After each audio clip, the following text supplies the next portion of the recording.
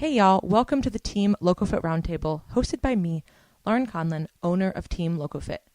Each week, I am joined by one of our coaches to dive headfirst into the nutrition, training, mindset, and coaching strategies we use with our clients.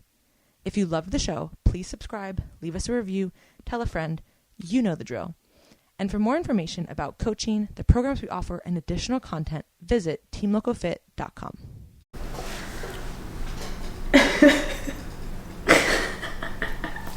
All right, we were starting the podcast and Jill just made this really creepy face and I just started laughing really hard, so trying to pull it together. But hey, at least I didn't say another awkward intro because you just decided to be awkward. You took the cake. Yeah.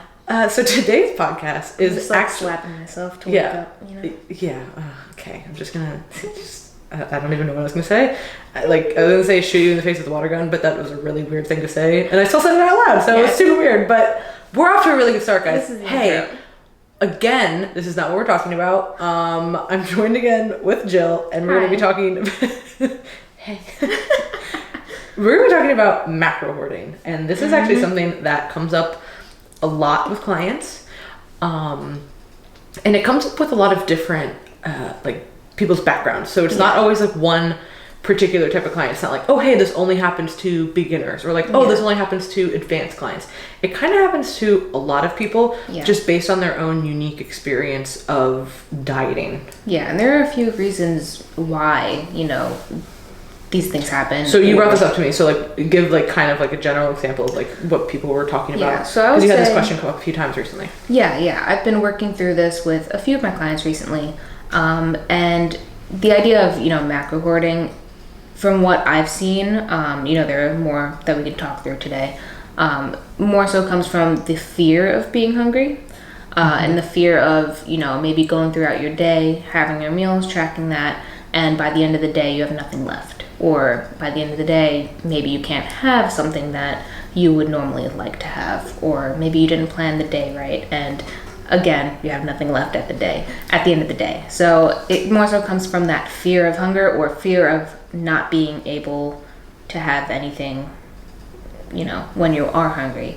And this is, I would say 9 times out of 10 when it comes to, the fear of hunger, it's more so something where you're planning your day so much and, restricting yourself in the middle of the day.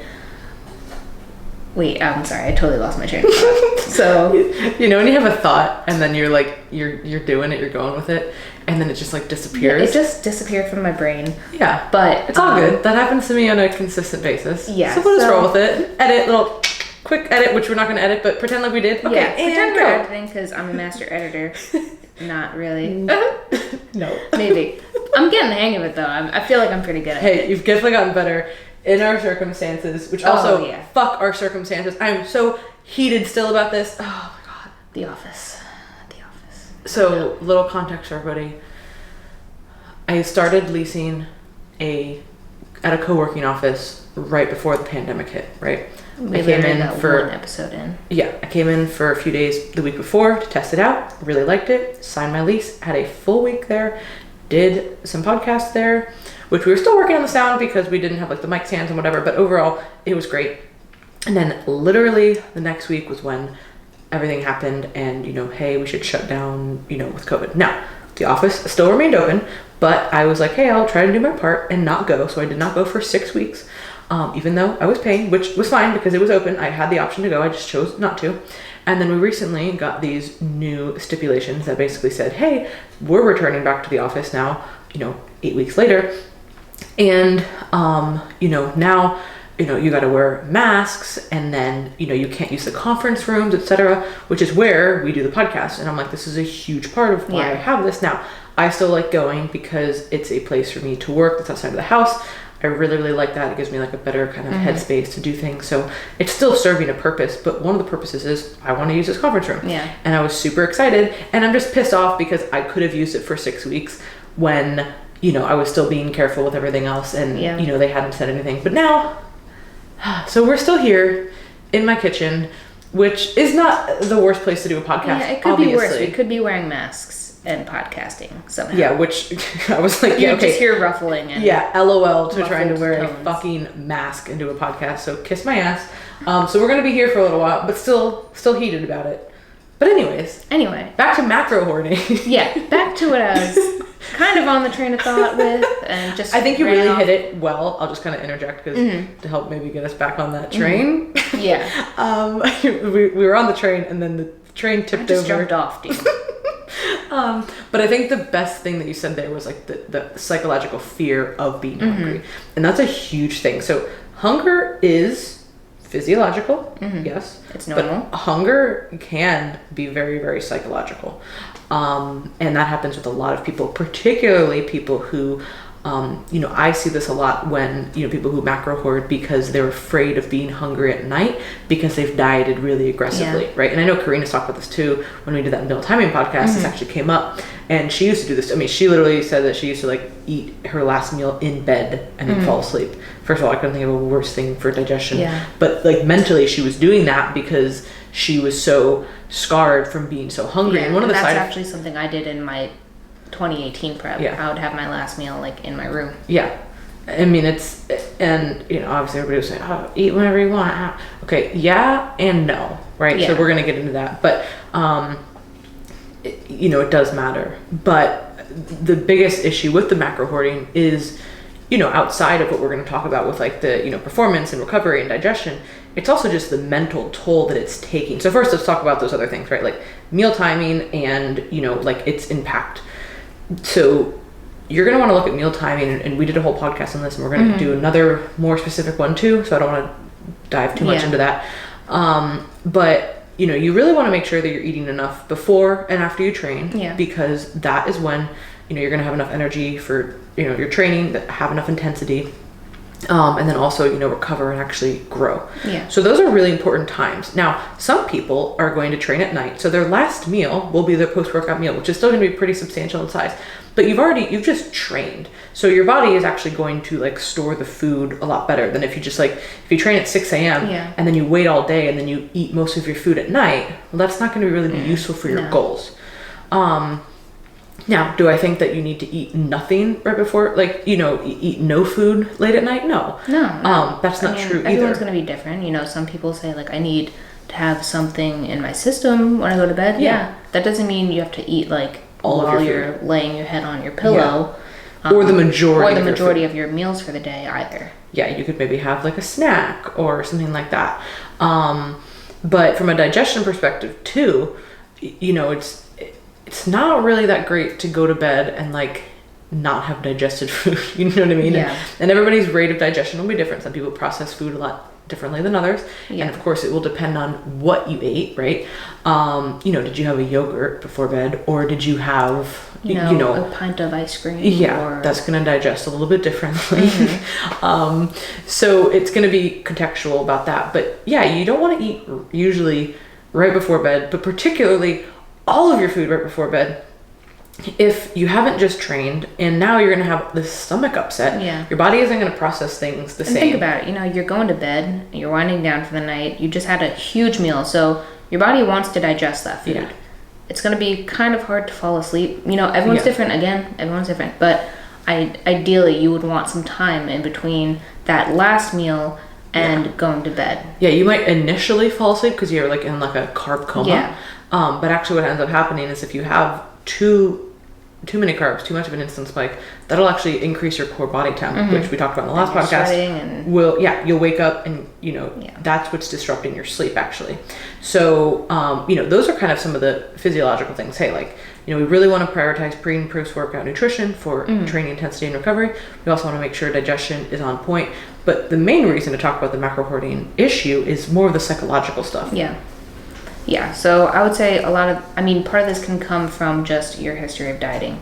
If you've had a restrictive diet in the past, or even just a different method of dieting, so maybe someone who's never really worked with macros before, and we're so accustomed to, dieting being associated with suffering and being hungry and going to bed hungry, and, having a little bit more freedom can be a good and a bad thing here. And that's kind of where, we can dive more into the macros and the pros and cons of that. But that's where a little bit more freedom can be a bad thing, where people say like, oh, I have all this food, I can do whatever I want with it technically, and might as well just save as much as I can for that very last meal. So, and while technically, macros, you could do that, but is it ideal, like we just mentioned with like the meal timing? No, it isn't.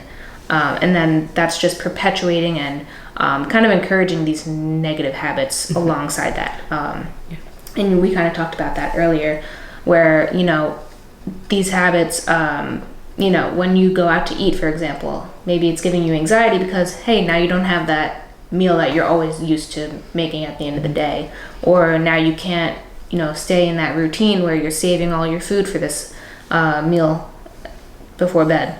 So all that extra food anxiety, anxiety around planning your day, you're just creating more turmoil psychologically around food. Yeah, and that is creating a lot of just like psychological distress that doesn't need to be there. And a huge issue that I see with hoarding food is that it can turn into binging oftentimes.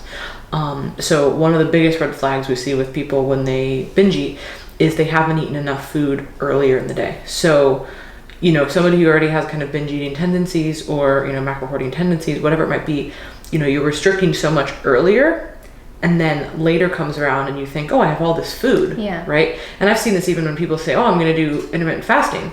And it's like, okay, that's fine in theory, but is it just so you can have one huge meal, which actually turns into more of a binge? And again, binging, yes, is a byproduct of calories, but it's also a psychological thing too, right? Like I've always said, like, you can binge eat on an apple. Technically, it's not the same thing. I understand as regular binge eating disorder, but the mindset starts with that, and then eventually if you keep compiling things like that.